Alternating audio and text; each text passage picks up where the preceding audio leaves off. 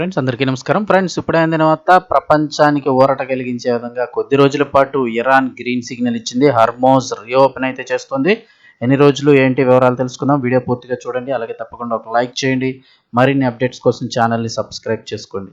ప్రభుత్వం నుంచి వచ్చే ముఖ్యమైన అప్డేట్స్ ఎప్పటికప్పుడు మన ఛానల్ ద్వారా మీకు తెలియచేయడం జరుగుతుంది. వివరాల్లోకి వెళ్ళిపోదాం.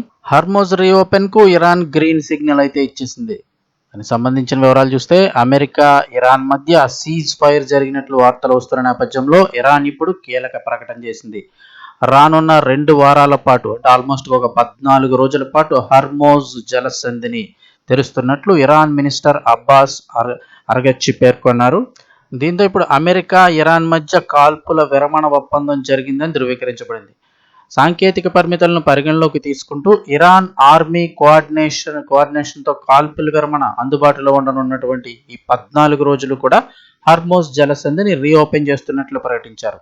అమెరికా ఇజ్రాయెల్ తమపై దాడులు కనుక నిలిపివేస్తే తమ ఆర్మీ కూడా దాడులు నిలిపివేస్తుందని ఆయన అన్నారు. ఇక ఇరాన్ 10 పాయింట్ల ప్రతిపాదనపై చర్చించేందుకు అమెరికా కూడా అంగీకరించిందని తెలియజేశారు. మరోవైపు పాకిస్తాన్ వినతితో ఇరాన్ గడువును 14 రోజులు పొడిగిస్తూ కాల్పుల విరమణ ఒప్పందానికి అంగీకరిస్తున్నట్లుగా అమెరికా అధ్యక్షుడు ట్రంప్ కూడా ప్రకటించారు. ఇరాన్ ప్రతిపాదనలకు అమెరికా సుముఖంగానే ఉన్నట్లు సమాచారం. ఏది ఏమైనా ప్రస్తుతానికైతే 14 రోజుల పాటు హర్మోజ్ జలసంధిని రీఓపెన్ చేస్తున్నారు. తర్వాత ఈ చర్చలు తర్వాత మరి అది కంటిన్యూ చేస్తారా లేకపోతే మళ్ళీ ఏమైనా మూసి మరి నిర్ణయం తీసుకుంటారనేది అయితే తెలియాల్సి ఉంది.